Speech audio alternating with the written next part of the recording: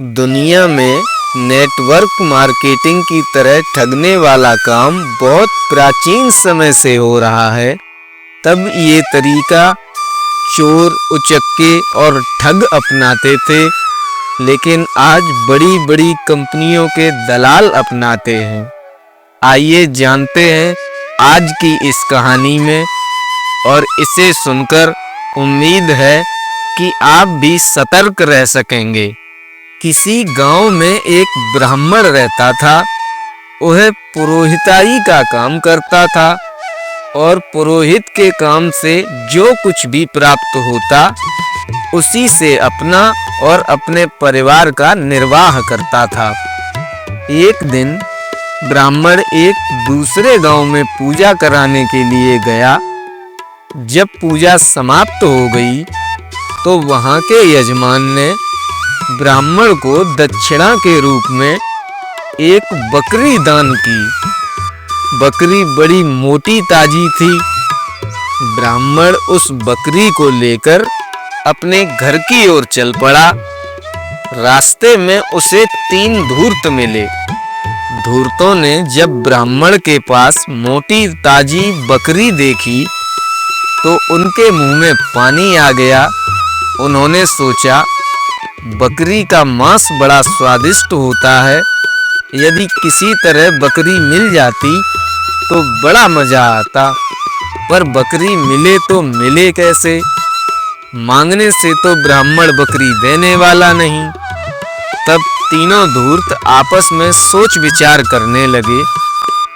एक धूर्त ने कहा, ब्राह्मण इस तरह तो बकरी देगा नहीं, उसे किसी प्रकार मूर्ख बनाकर बकरी लेनी चाहिए।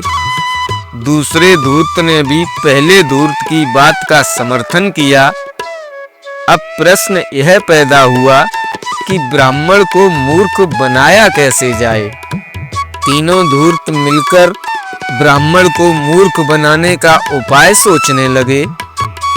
तभी तीसरा धूर्त बोल उठा, मेरे दिमाग में ब्राह्मण को मूर्ख बनाने का तरीका आ चुका है।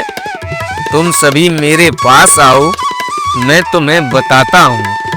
फिर तीसरे धूर्त ने दोनों साथियों के कानों में अपना उपाय बताया। ब्राह्मण बकरी को साथ लिए हुए अपने घर की ओर चलता जा रहा था। तीनों धूर्त भी ब्राह्मण के दाएं बाएं चलने लगे।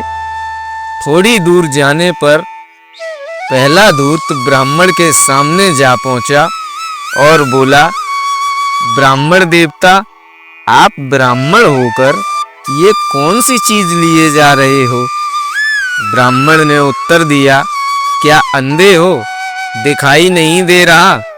मेरे साथ बकरी है और क्या है? धूर्त बोला, बकरी है? क्या कह रहे हो? तुम्हारे साथ तो कुत्ता है और कुत्ते को बकरी कह रहे हो। अरे पागल तो नहीं हो गए हो? राम राम, आज के जमाने में ब्राह्मण भी कहीं कुत्ता पालते हैं। लोग देखेंगे तो क्या कहेंगे?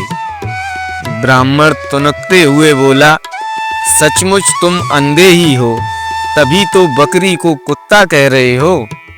जाओ जाओ, अपनी आंख का इलाज कराओ भाई।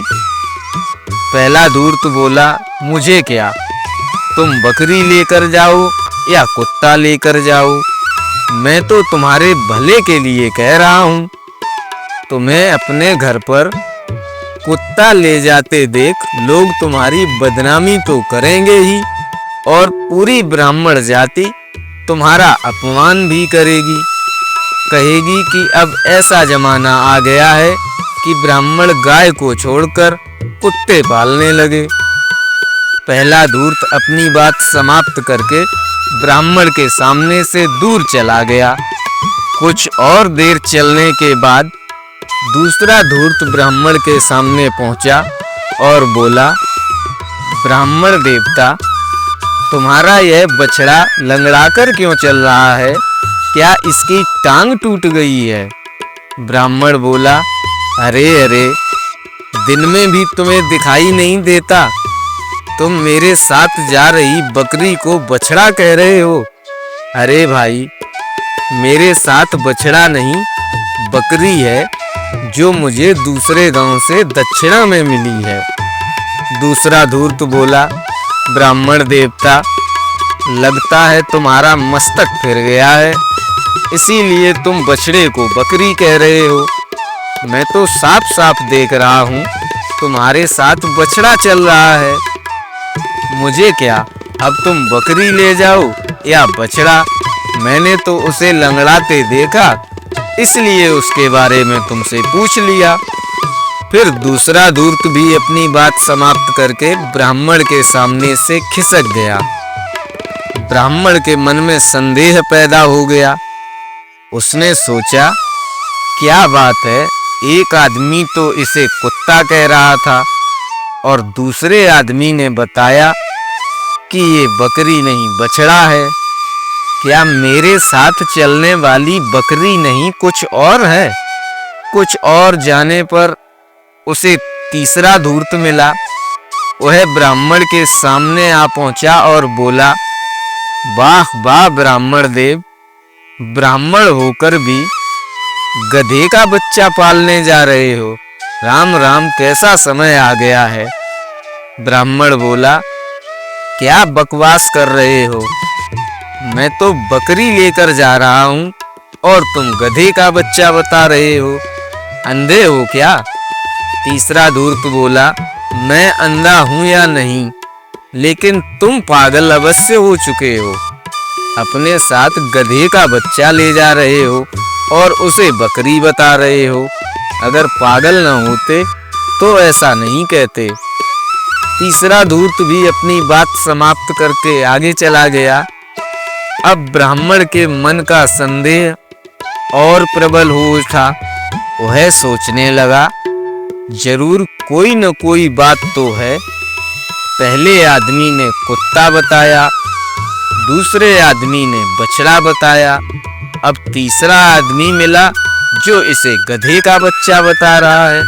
कहीं ऐसा तो नहीं कि यह बकरी पिशाचिनी है? मुझे लगता है जरूर ये पिशाचिनी होगी, तभी ये अलग अलग तरह के रूप धारण कर लेती है और वही लोगों को दिखाई देते हैं। थोड़ा अंधेरा भी हो चला था। ब्राह्मण ने उसे पिशाचिनी सोचकर उसकी तरफ मुड़कर देखा तो वह सचमुच उसे पिशाचिनी के रूप में दिखाई देने लगी। अब तो ब्राह्मण डर गया। उसने बकरी को तुरंत अपने से दूर किया और वहां से भाग खड़ा हुआ। तीनों धूर्त बड़े प्रसन्न हुए और उन्होंने कहा, अरे वाह, आज हमने कैसे ब्राह्मण को मूर्ख बनाया। इतना कहकर उन्होंने जाकर बकरी को पकड़ लिया। फिर उसे पकड़कर तीनों धूर्त अपने घर लिए चले गए। उसके बाद बकरी का क्या हाल हुआ, यह बताने से कोई लाभ नहीं, लेकिन लाभ की बात तो यह है कि सदा अपनी बुद्धि से ही काम लेना चाहिए। ब्राह्मण यदि बुद्धि से काम लेता तो धूर्तों के द्वारा ठगा न जाता। और आज के जमाने में नेटवर्किंग मार्केटिंग की तरह बहुत से ऐसे काम हैं जिनका आपको बार बार प्रचार दिखाया जाता है, या एक आदमी कहता है यह सही है, दूसरा कहता है यह सही है, और आप जिसके वोट अधिक होते हैं उसकी बात मान लेते हो। आप अपने मन से जरा भी विचार नहीं करते और बाद में किसी के द्वारा ठग लिए जाने पर अपना सिर पकड़कर रोते हो। इसीलिए यह कहानी तो बहुत प्राचीन समय में बनाई गई है। तब भी यही कहा गया था कि किसी की भी बात पर सहसा ही विश्वास नहीं कर लेना चाहिए। किसी के भी मुख से सुनी बात को पहले सिद्ध करके देखना चाहिए, उसके बाद उस पर विचार करना चाहिए और पूरी तरह अपनी बुद्धि से ही काम लेना चाहिए। दोस्तों, कहानी अगर अच्छी लगी हो तो वीडियो को लाइक करके चैनल को सब्सक्राइब जरूर कर लें। साथ ही नोटिफिकेशन बेल को दबाकर ऑल पर कर लें, ताकि हमारी आने वाली प्रत्येक कहानी का नोटिफिकेशन आपको समय से प्राप्त हो सके। और हमारे साथ कहानी में अंत तक बने रहने के लिए आप सभी का बहुत बहुत धन्यवाद। महादेव आप पर और आपके परिवार पर कृपा दृष्टि बनाए रखें। जय महादेव।